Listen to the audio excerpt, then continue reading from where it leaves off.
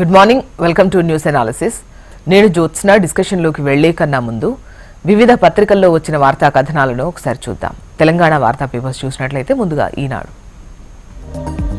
ఇక్కడ బ్యానర్ ఐటంగా వచ్చే లోక్సభ ఎన్నికల్లో మెజారిటీ స్థానాల్లో పార్టీ అభ్యర్థుల గెలుపే లక్ష్యంగా పనిచేయాలి అని చెప్పేసి నియోజకవర్గాల సమన్వయకర్తలకు ఏఐసీసీ అధ్యక్షుడు మల్లికార్జున ఖర్గే దిశానిర్దేశం చేశారు. ఈ పోలింగ్ బూత్ స్థాయి నుంచి పక్కా ప్రణాళికలు రూపొందించుకుని అత్యధిక మంది ప్రజలకు చేరువయ్యేలా పార్టీ కార్యక్రమాలు చేపట్టాలని సూచించారు.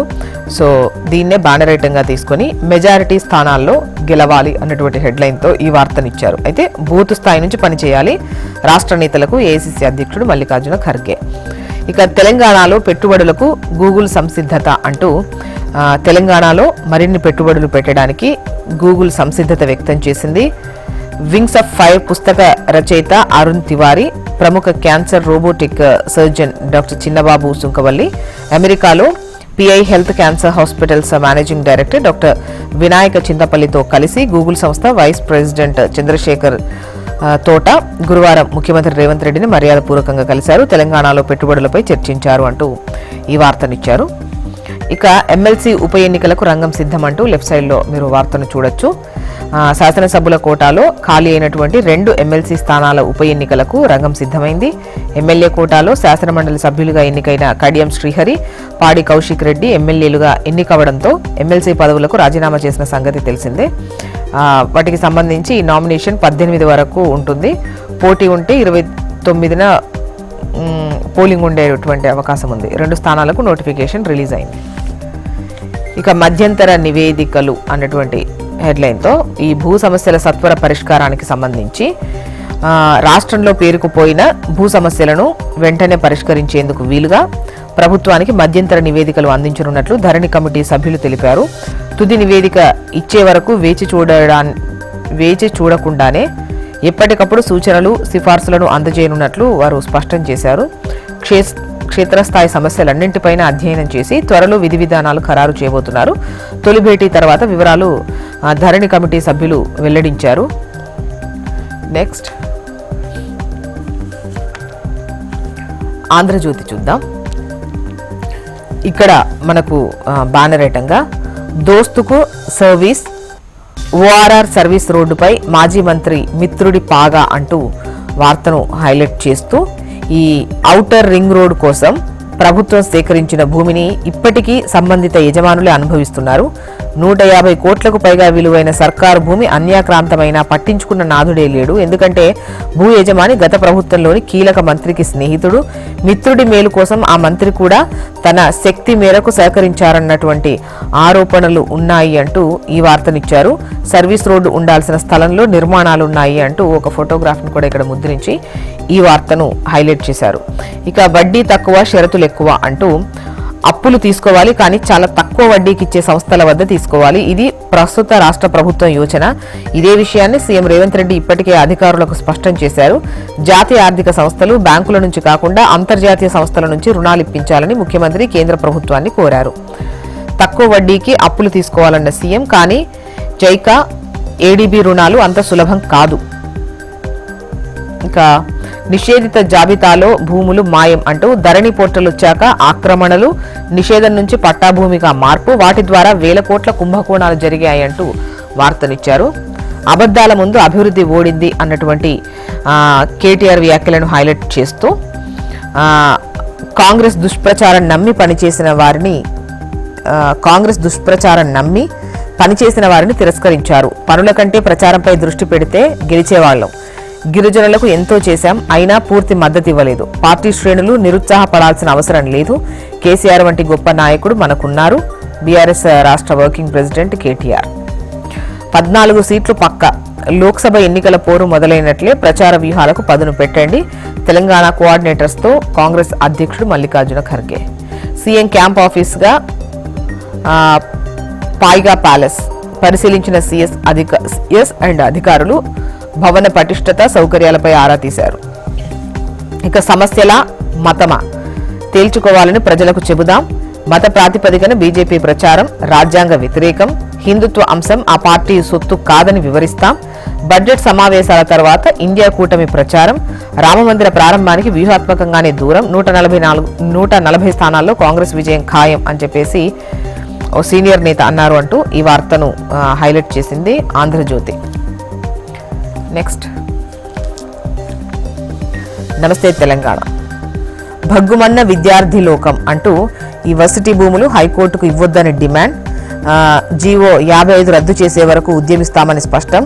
అగ్రి యూనివర్సిటీ ఓయూ పరిధిలో ఆందోళనలు, 4వ రోజు విద్యార్థి సంఘాల నిరసన దీక్ష, ఆందోళనకు నాన్ టీచింగ్ ఉద్యోగుల మద్దతు. ఇక పచ్చదనంలో చిచ్చు అన్నటువంటి హెడ్లైన్తో 2.5 లక్షల చెట్లపై వేటు, 50కి పైగా జీవజాతుల బలి అంటూ హైకోర్టుకు బయో డైవర్సిటీ భూముల కేటాయింపుతో నష్టం, ప్రభుత్వ నిర్ణయంతో అరుదైన వృక్ష జీవజాతులు కనుమరుగవుతాయి, దేశంలోనే 4వ ఉత్తమ అగ్రి యూనివర్సిటీకి గొడ్డలి పెట్టేది, వ్యవసాయ సంబంధిత కీలక పరిశోధనపైన ఇది పెను ప్రభావం చూపుతుంది అంటూ ఈ వార్తను హైలైట్ చేశారు. పచ్చదనంలో చిచ్చు అన్నటువంటి హెడ్లైన్తో నిలబడదాం, కలబడదాం, ప్రజల పక్షాన పోరాడదాం, కెరటన్లా తిరిగి లేస్తాం అన్న కేటీఆర్ వ్యాఖ్యలను హైలైట్ చేస్తూ ఈ వార్తనిచ్చారు. మహబూబాబాద్ పార్లమెంటరీ నియోజకవర్గ భేటీలో బీఆర్ఎస్ వర్కింగ్ ప్రెసిడెంట్ కేటీఆర్ చేసినటువంటి వ్యాఖ్యలను, రాజకీయ లబ్ధిని ఆశించకుండా పనిచేశాం, 10 ఏళ్లలో ప్రజలను క్యూ లైన్లో నిలబెట్టలేదు, చేసిన పనులు చెప్పుకోవడంలో విఫలమయ్యాం, ప్రచారంపై ఫోకస్ పెడితే మళ్లీ అధికారం దక్కేది, పక్కాగా పార్టీ సంస్థాగత నిర్మాణం చేపడదాం, పార్లమెంట్ ఎన్నికల్లో ఎగిరేది గులాబీ జెండా అని అంటూ వార్తనిచ్చారు. పెట్టుబడి సాయం తీరుబడిగా, నత్తనడకన రైతు బంధు సాయం పంపిణీ మార్చి ఆఖరు నాటికి పూర్తయ్యే అవకాశం పలుమార్లు స్పష్టం చేసిన సీఎం రేవంత్, నెల రోజుల్లో ఎకరంన్నర రైతులకే జమైంది, ఇంకా చెల్లించాల్సింది 6,500 కోట్లు. నెక్స్ట్, వెలుగు చూద్దాం. పులులను చంపింది పశువుల కాపరులే అంటూ పశువుల మీద దాడి చేసి చంపుతున్నాయనే కోపంతో విష ప్రయోగం, 8 మంది గిరిజనులను అదుపులోకి తీసుకున్న ఫారెస్ట్ ఆఫీసర్లు, వీరిలో 2 మైనర్లు. దరిగాం అడవిలో సీన్ రీకన్స్ట్రక్షన్, నిందితులను విడిచిపెట్టాలని ఫారెస్ట్ ఆఫీసును ముట్టడించిన 3 గ్రామాల ప్రజలు, 2 మైనర్లను విడిచిపెట్టిన అధికారులు. 22న అయోధ్యకు 100 చార్టెడ్ ఫ్లైట్స్, అహ్మదాబాద్ అయోధ్య మధ్య విమాన సర్వీసులు స్టార్ట్ అంటూ వార్తనిచ్చారు. మరోవైపు గుడి పూర్తి కాకుండానే ప్రతిష్టాపన, ఇది హిందూ సాంప్రదాయాలకు విరుద్ధం, అందుకే మేము అయోధ్యకు రావట్లేదు, 4 శంకరాచార్యుల ప్రకటన. ధరణి సమస్యలను సెట్ చేద్దాం, ఆ తర్వాత చట్ట సవరణ, రాష్ట్ర సర్కార్ నిర్ణయం అంటూ వార్తనిస్తూ ధరణి సమస్యలు పరిష్కరించిన తర్వాతే the Telangana rights in land and పట్టాదారు పాస్బుక్ చట్టం 2020ను సవరించాలని రాష్ట్ర ప్రభుత్వం సూత్రప్రాయంగా నిర్ణయించింది. ఇందుకోసం ఎలా ముందుకెళ్లాలంటే దానిపై నిపుణుల నుంచి వివరాలు తెప్పించుకుంటోంది అంటూ వార్తను హైలైట్ చేశారు. ఇక ఎమ్మెల్సీలుగా ఎవరికి ఛాన్స్ అంటూ 2 ఎమ్మెల్యే కోటా సీట్లకు విడివిడిగా నోటిఫికేషన్లు ఇవ్వడంతో 2 కాంగ్రెస్ ఖాతాలోకే. ముందు వరుసలో అద్దంకి దయాకర్, చిన్నారెడ్డి, మహేష్ కుమార్ గౌడ్ పేర్లు వినిపిస్తున్నాయి. ఈ నెల 15 లేదా 16న అభ్యర్థుల ప్రకటన ఉంటుంది. గవర్నర్ కోటాలో ప్రొఫెసర్ కోదండరాం. ఇక ఫీల్డ్లో తక్కువ, పాస్బుక్లో ఎక్కువ, అదనంగా రికార్డులోకి ఎక్కింది 6.5 లక్షల ఎకరాలు, అనేక గ్రామాల్లో 10 నుంచి 20% వరకు భూమి ఎక్కువగా నమోదు. నెక్స్ట్, హన్స్ ఇండియా చూద్దాం. ఇక్కడ కూడా ధరణికి సంబంధించిన అంశాన్ని హైలైట్ చేస్తూ హన్స్ ఇండియా బ్యానర్ ఐటంగా తీసుకుంది. ధరణి ప్యానెల్ టు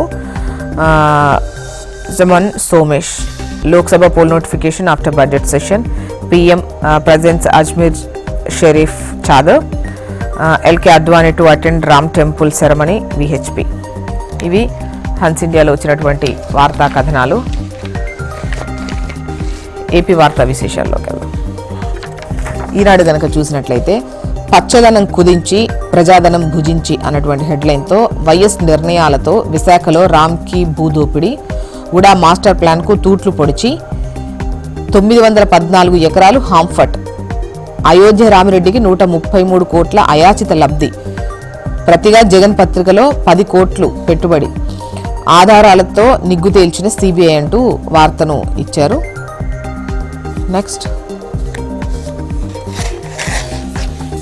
ఆంధ్రజ్యోతి చూద్దాం. ఇక్కడ బాదుడులో బాద్షా అన్నటువంటి హెడ్లైన్తో జగన్ వరుస దెబ్బలతో జనం విలవిలలాడిపోతున్నారు అంటూ ఈ వార్తనిచ్చారు. ఈ నిత్యావసరాల నెల బిల్లులతో గుండె గుబేలుమంటోంది.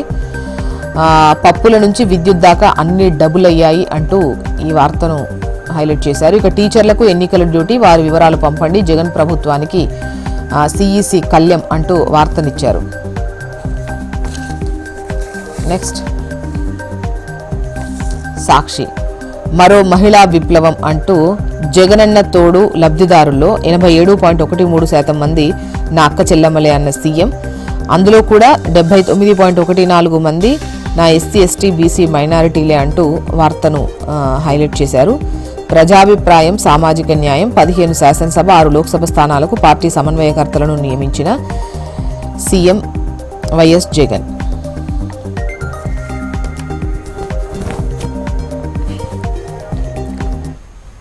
ఇవి ఇవాళ వివిధ పత్రికల్లో వచ్చినటువంటి వార్తా కథ.